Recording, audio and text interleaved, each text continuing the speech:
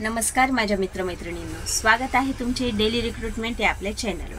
आज आपण नवीन नोकरी निघालेली आहे, प्रगत संगणक विकास केंद्रामध्ये भरती निघालेली आहे। याविषयी सविस्तर माहिती या व्हिडिओद्वारे जाणून घेणार आहोत। त्याआधी सर्वांना माझी विनंती आहे, जे कोणी चॅनलवर नवीन असेल त्यांनी चॅनलला लगेच सबस्क्राइब करून घ्या, बेल आयकॉनवर पण क्लिक करून घ्या, म्हणजे भरतीचे असे नवनवीन अपडेट तुमच्यापर्यंत लगेचच पोहोचून जातील। या व्हिडिओद्वारे आपण प्रगत संगणक विकास केंद्रामध्ये एकूण किती पदाची भरती निघालेली आहे, वेतन काय असणार आहे, वयोमर्यादा काय असणार आहे आणि अर्ज करण्याची शेवटची तारीख काय असणार आहे याविषयी सविस्तर माहिती जाणून घेणार आहोत। सीडॅक भरती 2025 प्रगत संगणक विकास केंद्रांतर्गत विविध रिक्त पदांसाठी जाहिरात प्रकाशित करण्यात आलेली असून या भरतीमध्ये एकूण 600 पेक्षा अधिक 600+ रिक्त जागा भरण्यात येणार असून इच्छुक व पात्रताधारक उमेदवारांना अर्ज करण्यासाठी आमंत्रित करण्यात आले आहे।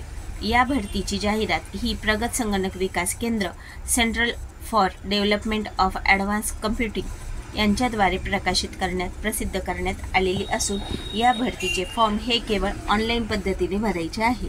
तर बघा, या भरतीमध्ये आपल्याला ऑफलाईन नाही तर ऑनलाईन पद्धतीने अर्ज करायचे आहेत। अर्ज आपल्याला ऑनलाईन पद्धतीने भरायचा आहे। एकूण 600+ रिक्त जागा भरल्या जाणार आहेत।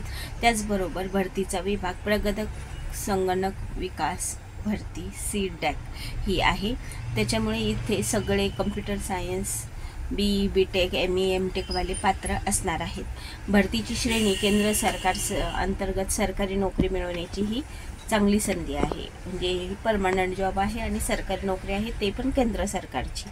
एकूण पदाचे नाव आणि किती पदे इथे भरली जाणार आहे आणि पदसंख्या किती आहे ते पाहू। वेगवेगळ्या प्रकारच्या 20 पदं इथे भरले जाणार आहेत। तर त्यातलं पहिलं आहे प्रोजेक्ट इंजिनियर, यासाठी 168 जागा आहे। दुसरं पद आहे प्रोजेक्ट मॅनेजर, त्यासाठी 44 जागा आहे। तिसरं पद आहे सिनियर प्रोजेक्ट इंजिनियरसाठी 122 जागा आहे। चौथं पद आहे HR असोसिएटसाठी 3 पदे आहे। पाचवं पद आहे प्रोजेक्ट असोसिएट फ्रेशर्ससाठी 43 पद आहे। सहावं पद आहे प्रोजेक्ट इंजिनियर PS&O एक्झिक्युटिव्ह यासाठी 48 जागा आहे। सातवं पद आहे प्रोजेक्ट मॅनेजरसाठी 20 जागा आहे। आठवं पद आहे प्रोजेक्ट टेक्निशियनसाठी 11 जागा आहे। नववं पद आहे सिनियर प्रोजेक्ट इंजिनियरसाठी 53 जागा आहे। 10वं पद आहे प्रोजेक्ट असोसिएट एक्सपिरियन्ससाठी 17 जागा आहे। 11वं पद आहे प्रोजेक्ट इंजिनियर एक्सपिरियन्ससाठी 45 जागा आहे। 12वं पद आहे प्रोजेक्ट इंजिनियर फ्रेशर एक्सपिरियन्ससाठी 14 जागा आहे। 13वं पद आहे प्रोजेक्ट लीडरसाठी 5 जागा आहे। 14वं पद आहे प्रोजेक्ट ऑफिसरसाठी 3 जागा आहे। 15वं पद आहे प्रोजेक्ट ऑफिसर कॅन्टीनसाठी 1 जागा आहे। 16वं पद आहे प्रोजेक्ट सपोर्ट स्टाफ ॲडमिनसाठी 1 जागा आहे। 17वं पद आहे कॉर्पोरेट कम्युनिकेशन असोसिएटसाठी 1 जागा आहे। 18वं पद आहे प्रोजेक्ट ऑफिसर PS&O मार्केटिंगसाठी 2 जागा आहे। 19वं पद आहे प्रोजेक्ट ऑफिसर फायनान्स अँड अकाउंटसाठी 1 जागा आहे। 20वं पद आहे प्रोजेक्ट इंजिनियर फ्रेशरसाठी 41 जागा आहे। तर याच्या प्रत्येक पदानुसार शैक्षणिक पात्रता ही सेमच आहे। 60% गुणासह तुमचं BE BTech ME MTech आणि पदव्युत्तर झालेला असेल सायन्स किंवा कम्प्युटर सायन्समध्ये, त्याचबरोबर तुमचं PhD झालेलं असेल आणि तुम्हाला प्लस अनुभव असेल तर ह्या सर्व पदासाठी प्राधान्य देण्यात येणार आहे।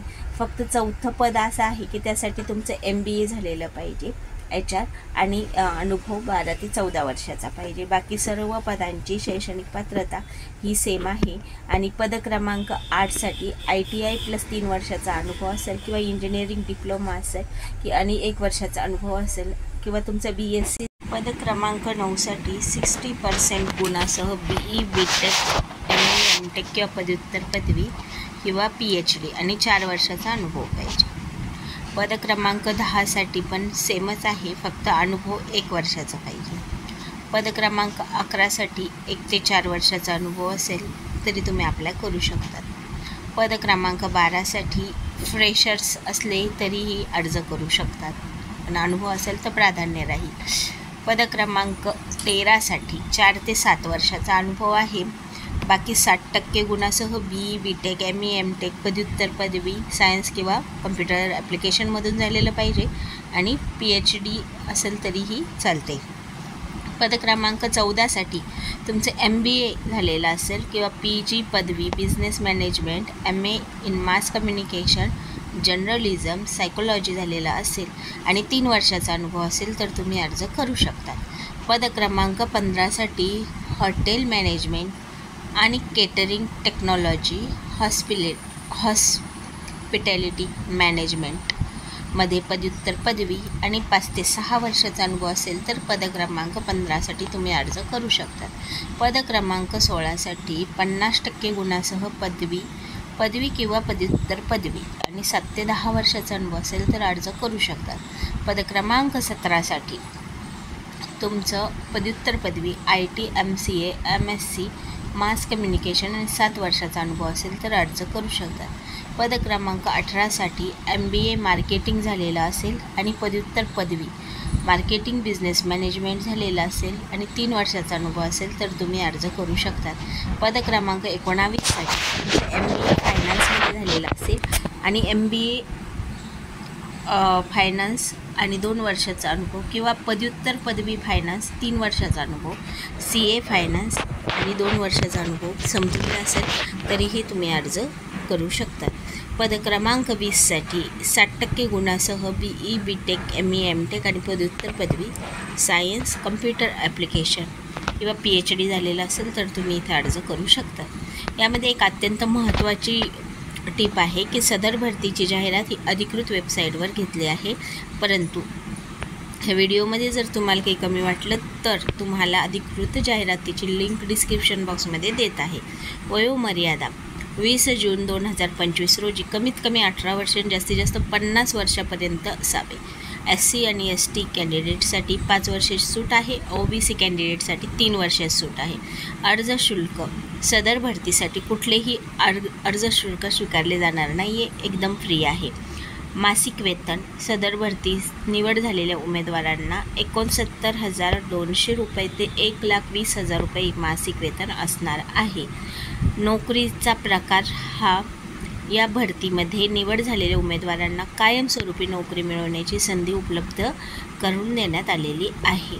निवड प्रक्रिया ही लेखी परीक्षेद्वारे होणार आहे आणि नोकरीचे ठिकाण संपूर्ण भारत ऑल इंडिया असणार आहे.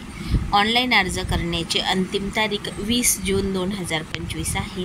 तुम्हाला ऑनलाईन अर्जाची लिंक, संपूर्ण जाहिरातीची लिंक आणि अधिकृत वेबसाईटची लिंक डिस्क्रिप्शन बॉक्समध्ये भेटून जाईल. उमेदवारांसाठी महत्त्वाच्या सूचना आहे की सदर भरतीचे फॉर्म हे ऑनलाईन पद्धतीने भरायचे आहे. ऑनलाईन अर्ज करण्यासाठी उमेदवाराकडे नित्य वापरत असलेलं वैध ईमेल ID आवश्यक आहे. भरती प्रक्रिया, परीक्षेचे प्रवेशपत्र तसेच इतर माहिती वेळोवेळी ऑनलाईन पद्धतीने देण्यात येणार असल्याने भरती आणि भरती प्रक्रियेतील पूर्ण कालावधीमध्ये सदर ईमेल ID वैध राहणे आवश्यक आहे. भरतीसाठी जाहीर केलेल्या रिक्त पदाच्या संख्येत वाढ किंवा घट होण्याची शक्यता आहे. तर अशा प्रकारे ही भरती आहे. तुम्हाला माहिती कशी वाटली कमेंट करून नक्की सांगा. हा व्हिडिओ जास्तीत जास्त विद्यार्थी मित्रांपर्यंत शेअर करा म्हणजे त्यांनाही याचा फायदा होईल. भेटू नेक्स्ट व्हिडिओमध्ये नेक्स्ट भरतीच्या माहितीसोबत.